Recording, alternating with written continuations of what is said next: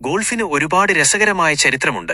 Volkswagen ബീറ്റിലിന് പകരമായിട്ടാണ് Golf വിപണിയിലെത്തിയത്. പെട്ടെന്ന് തന്നെ ജനപ്രിയമായ ഗോൾഫ് യൂറോപ്പിലെ ഏറ്റവും കൂടുതൽ വിറ്റഴിക്കപ്പെടുന്ന കാറുകളിൽ ഒന്നായി മാറി. ഗോൾഫിന്റെ പേര് ഗോൾഫ് സ്ട്രീമിൽ നിന്നാണ് വന്നത്. 1974 ആദ്യമായി പുറത്തിറങ്ങിയ ഗോൾഫ് പിന്നീട് നിരവധി തലമുറകളിലൂടെ കടന്നുപോയി. ഓരോ തലമുറയിലും പുതിയ സാങ്കേതിക വിദ്യകളും ഡിസൈനുകളും അവതരിപ്പിച്ചു. വോക്സ്വാഗൺ ഗോൾഫിന് വിവിധ തരം എഞ്ചിൻ ഓപ്ഷനുകൾ ലഭ്യമാണ്. പെട്രോൾ, ഡീസൽ, ഹൈബ്രിഡ്, ഇലക്ട്രിക് എഞ്ചിനുകൾ ഇതിൽ ഉൾപ്പെടുന്നു. എഞ്ചിന്റെ ശക്തിയും ഇന്ധനക്ഷമതയും ഓരോ മോഡലിനും വ്യത്യാസപ്പെട്ടിരിക്കുന്നു. ഗോൾഫിന്റെ ഏറ്റവും പുതിയ മോഡലുകളിൽ 1.0 ലിറ്റർ മുതൽ 2.0 ലിറ്റർ വരെയുള്ള എഞ്ചിനുകൾ ലഭ്യമാണ്.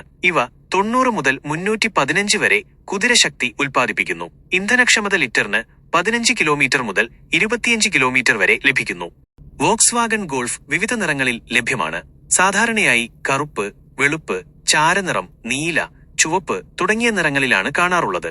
ചില പ്രത്യേക പതിപ്പുകൾക്ക് വ്യത്യസ്ത നിറങ്ങളും ലഭ്യമാണ്. ഗോൾഫ് ലോകമെമ്പാടുമായി 35 ദശലക്ഷത്തിലധികം യൂണിറ്റുകൾ വിറ്റഴിച്ചിട്ടുണ്ട്. ഇതിൽ ഏറ്റവും കൂടുതൽ വിറ്റഴിക്കപ്പെട്ട മോഡൽ ഗോൾഫ് MK7 ആണ്.